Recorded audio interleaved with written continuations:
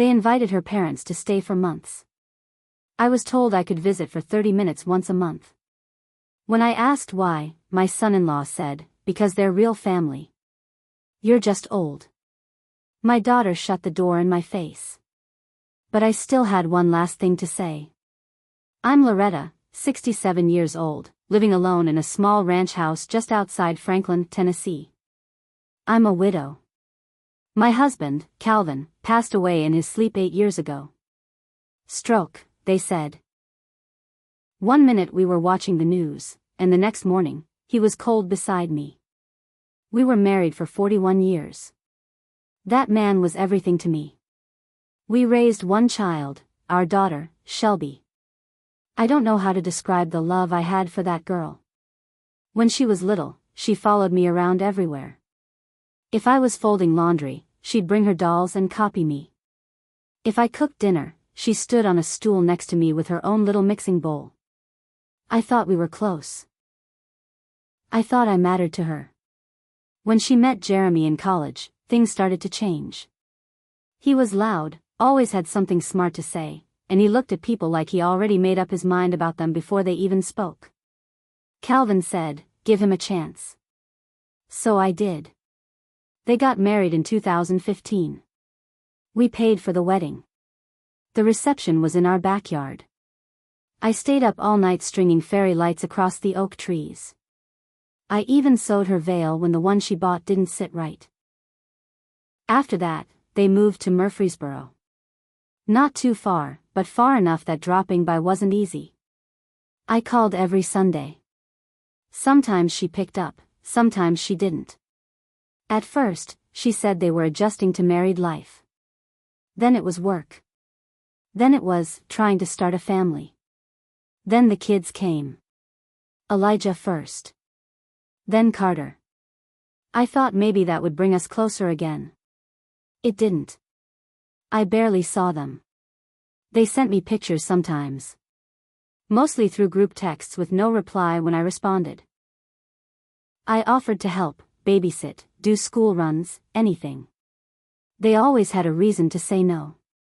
Still, I kept trying. I sent birthday gifts. I mailed cards. Sometimes I didn't even get a thank you. It hurt, but I told myself they were just busy. Then in January, I found out on Facebook that Jeremy's parents moved in with them. Not a visit. Moved in. I stared at that post for a long time. There was a photo of them all in the living room. Jeremy's dad sitting with the boys on his lap. His mom on the couch, smiling like she owned the place. The caption said, "So happy to have family under one roof." No mention of me. Nothing. I tried calling Shelby. Straight to voicemail. I didn't know what else to do, so I drove to their house the next morning. I know, maybe I shouldn't have, but I couldn't help it. I had to see my grandkids. I needed to understand what was going on. Jeremy opened the door. He looked surprised to see me. Not happy. Just surprised. "Oh. Loretta." That's all he said. "I saw the post," I told him. "Did your parents move in?" He nodded. "Yeah. Dad's recovering from surgery. It's temporary." "I wanted to see the boys," I said. "Now's not a good time," he said without even thinking about it. "Then when would be?" He turned his head like he was calling for Shelby, but she was already there behind him. She looked annoyed. Not upset. Just bothered. "Mom, we're just trying to keep things stable. The boys are adjusting to having their other grandparents here. We need quiet. Routine." I asked, "What about me? When can I come by?" She hesitated. Then Jeremy spoke. "We talked about it. Maybe once a month. Like 30 minutes. Just to check in." I thought he was joking. He wasn't. "I'm their grandmother," I said, trying to keep my voice calm. "They have real family here now," he said, shrugging. "You're just old. It's a lot for them." I looked at Shelby, waiting for her to step in. She didn't. She just stood there. Then she closed the door. That was it. No goodbye. No, I'll call you. Just a closed door. I stood there, staring at it. My hands were shaking. I didn't even realize I was crying until I got to my car and saw my reflection in the mirror. I went home. I didn't turn the lights on. I sat in the living room in the dark until the sun went down. I didn't sleep for 2 nights. I kept thinking about every birthday I planned for Shelby. Every scraped knee I kissed. Every time I held her when she had nightmares. All the money Calvin and I saved just to give her the life we never had. And this is how I got thanked. I was nothing to them now. Less than nothing. I was a ghost they wanted to keep out of sight. I should have given up. But I couldn't. Not yet. They could shut me out, but I still had something left to say. And I was going to say it. Loud and clear. After that day, I didn't reach out again. But I wasn't done. They might have shut me out of their lives, but I still had pieces of myself tied to that house. Tied to those boys. And I wasn't going to let Jeremy erase me like I never mattered. It started small. I made changes to my will. My lawyer, Rachel Carter, young, sharp, and honest, helped me cut Shelby out entirely. I left everything to Rachel's niece, who was like a granddaughter to me anyway. Always stopped by. Always asked if I needed anything. She deserved it. Shelby wouldn't get a dime. That was the easy part. But the more I thought about it, the angrier I got. I remembered things. Money we gave them during college. The down payment on their house. That came from me and Calvin. We took money out of our savings to help them qualify. I had the wire receipts, the bank statements, everything. They always called it a gift. But that money had strings. Emotional ones. That was our trust. Our love. That was us saying, we're here for you. And now they acted like I was a stranger. So I called a friend of mine, Janice, who used to work for the county records office. Asked her what I could do about that down payment. I didn't expect to get the money back, but I wanted Shelby to see what it felt like when support vanished. Turns out, they refinanced the house last year. Jeremy's name only. Shelby signed some document giving up partial ownership. Probably didn't even read it. Dumb move. Legally, I couldn't touch the house. But I could go public with everything else. So I wrote a letter. Not just to Shelby. To everyone who mattered to her. Her church group. Her neighbors. Even her old high school friends. I kept it clean. No name calling. Just the facts. How we helped with her tuition. How we gave them the money to start their life. How I'd been shut out from seeing my grandkids. How I was told I was just old and not real family. I ended it with one line: be careful who you cut out of your life. They may be the ones who held you up all along. I didn't mail them all at once. I waited. I timed it. First, I sent a letter to her church's women's group. Then a week later, her neighborhood Facebook mom group. Then a copy to her former employer. She worked in HR for a local wellness startup. Then I posted a message in the town forum under my real name. I didn't expect anything to come of it. But then, the messages started. A woman named Tessa, one of her old college friends, sent me a private message. She wrote, "Loretta, I'm sorry for how Shelby's been treating you. She's changed. Ever since she married Jeremy. He always kept her isolated. Controlling, too." Another woman said Shelby stopped talking to all her childhood friends after the wedding. Then I got a phone call. From an unknown number. It was Jeremy's mother. Her voice was tight. Angry. "I don't know what you're trying to pull," she said, "but people are calling us. Asking questions. You're embarrassing our family. I said, you moved into their house. You took my place. I'm not embarrassed. I'm telling the truth. She hung up. That's when I knew I'd hit a nerve. But the biggest twist? 3 days later, a black SUV pulled into my driveway. Shelby. She got out alone. No kids. No husband. I stood on my porch and waited. She looked smaller than I remembered. Not physically, just drained. Her eyes were red. She looked like someone who hadn't slept right in weeks. She walked up slow. I need to talk, she said. I didn't say anything. I just opened the door and stepped aside. She walked into my living room like it was a house she barely remembered. We sat in silence for a moment. Then she said it. Jeremy lost his job. I waited. She kept going. He's blaming me for everything. Said I let this happen. That I made him look weak. I stayed quiet. She looked up.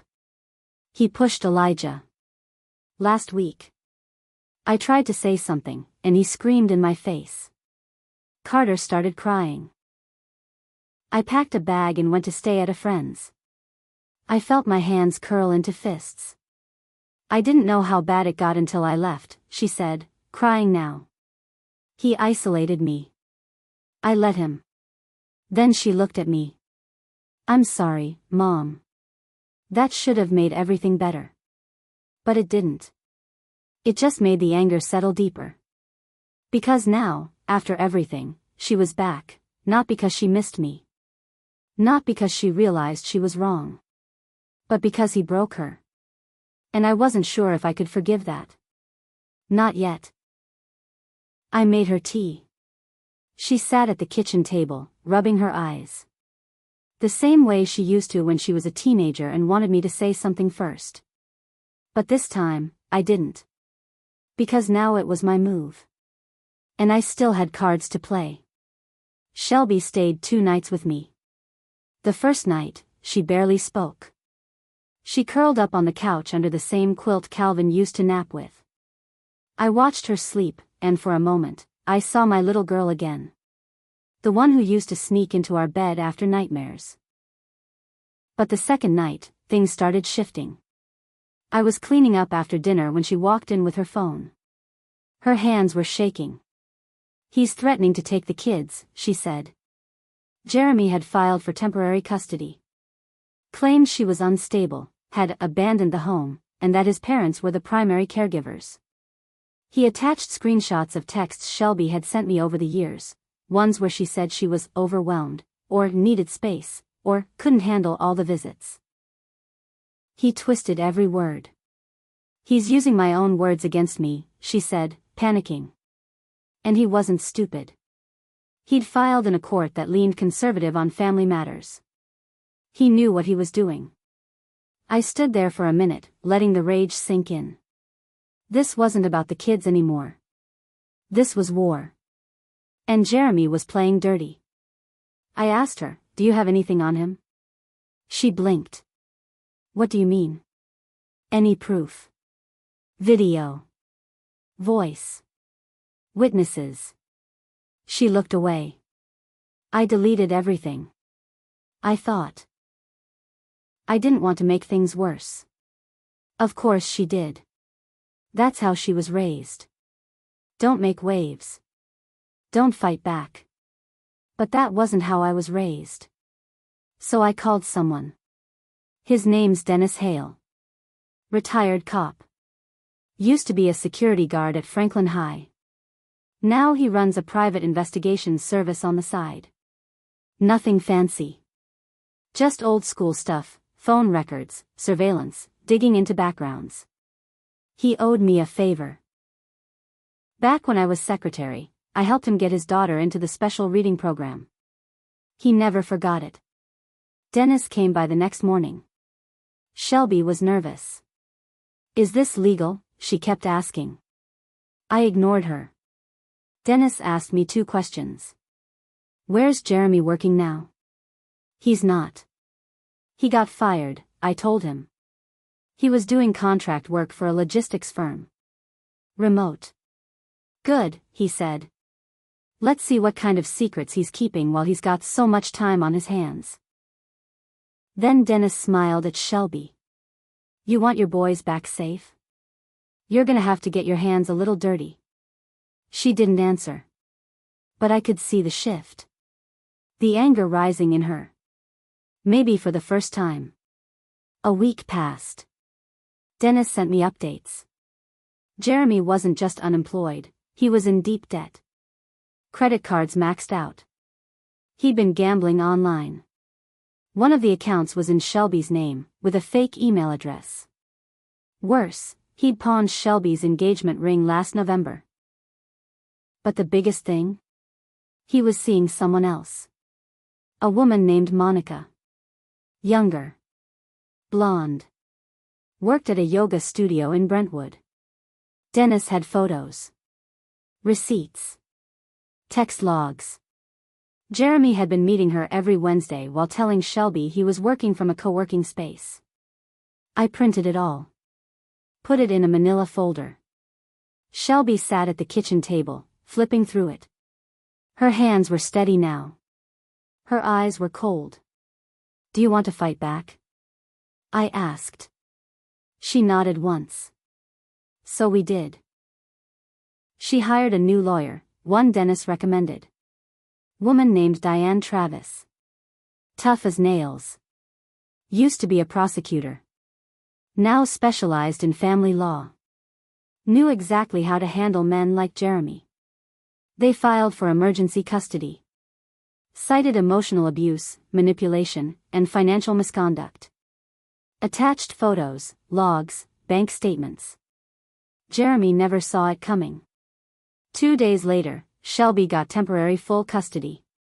His parents had to leave the house. He had supervised visitation. At a neutral facility. Shelby moved back into her home, with a sheriff's deputy standing on the lawn while Jeremy packed up his things and left. I watched it all from the front seat of my car. And when he stepped outside, he looked at me. He didn't say anything. But I smiled. Because I wasn't just the old woman anymore. I was the storm. And he had no idea what else I had left. The day Jeremy moved out, it rained hard. Black clouds over Murfreesboro, thunder shaking the windows. Felt like something in the air was finally breaking loose. Shelby stood in her living room, holding Carter. Elijah stayed close to me, holding my hand. He looked confused, scared.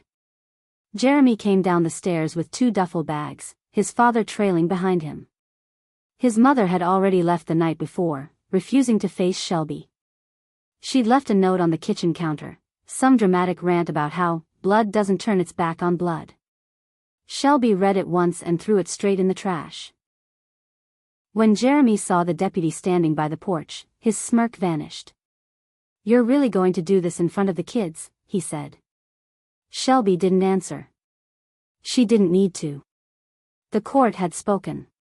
Everything he'd hidden, his online gambling, the affair, the threats, was out. He tried to stare me down on the way out. You think you won? He said low. I didn't answer. I just looked at his empty hands. All the control he had, gone. That should have been enough. But it wasn't. Because I had one last move to make. A week after he moved out, Shelby and I sat down and went through every drawer, every email, every file in the house. That's when we found the folder. Jeremy had been writing a book. A memoir, he called it. Self-published nonsense full of lies, stories about his toxic marriage, manipulative wife, and overbearing in-laws. Me. He planned to market it as a healing guide for men. He even had a cover design. Him standing on a cliff, arms wide like he was some damn guru. I knew what to do. We uploaded the manuscript to an anonymous blog. Titled it, The Narcissist's Gospel. We annotated every chapter, with footnotes pointing out the lies, the dates he got wrong, the court evidence proving otherwise. We added screenshots of his gambling accounts, copies of his texts to Monica, bank fraud notices. Even a short clip Dennis had caught of him yelling on the phone, saying, "I'll make her look crazy. I know how to play people." Then we shared it. Not just online. We printed a few copies and mailed them, one to his new job interview, we found it in his email, one to Monica's yoga studio, one to the local men's rights podcast that featured him once. One to his mother. The fallout came fast. The yoga studio dropped Monica for reputational concerns. Jeremy didn't get the job. The podcast deleted his old episode and posted a note saying, "We condemn deception and manipulation of women and children." And his mother? She sent me a message. Just one line, "You destroyed him." I didn't reply. Because I wasn't finished. I sat Shelby down one evening, a few weeks later. The house was quiet. Kids asleep. The walls finally felt peaceful. She was tired. But stronger now. You could see it in how she stood, how she answered phone calls, how she didn't flinch when bills came in. "I need to tell you something," I said. She looked nervous. "What?" "I changed my will a few months ago." "Cut you out?" Her eyes widened. I was angry. I felt forgotten. And honestly, I didn't think you'd ever come back unless you had to. She nodded slowly. "I deserve that." I leaned forward. "But I'm changing it again." She looked up. "I'm not rewarding who you were. I'm investing in who you've become." Then I gave her a choice. "I can leave it all to you and the boys. Or I can leave it to the lawyer, the investigator, the women's shelter I'm working with now. People who fight back." She didn't speak for a long time. Then she said, "Let's split it." I blinked. "What?" "Leave part to me and the boys. But give the rest to people who don't have a Loretta in their corner." I stared at her. For the first time in years, I saw my daughter again. The one who used to stand on a stool next to me and stir pancake batter. The final twist came 2 months later. Jeremy showed up at the boys' school. Unannounced. No visitation scheduled. No call. He tried to talk to Elijah through the fence during recess. A teacher saw. Called Shelby. Then the cops. He was arrested for violating the custody order. Had a burner phone on him, 2 sets of license plates in his car, and receipts showing he'd rented an Airbnb 5 minutes from our house. Shelby filed for a permanent restraining order the same day. Got it. Jeremy's name? Off the mortgage. Off every document. Even the kids' school records. He was nothing now. Shelby got full custody. She sold the house. Moved to Franklin. 3 blocks from me. Last week, I took Elijah and Carter to the park. They brought drawings they made at school. One said, "Grandma Loretta is strong like a bear." The other just had a big red heart, and "I love you Grandma" written in shaky letters. Shelby watched us from the bench. Her smile this time, it was real. And me? I'm not angry anymore. I'm not hurt. I won. Not because I yelled the loudest or threw the biggest punch. But because I waited. Because I told the truth. And because when the door shut in my face, I didn't beg. I planned. And when the time came, I didn't knock. I kicked it down.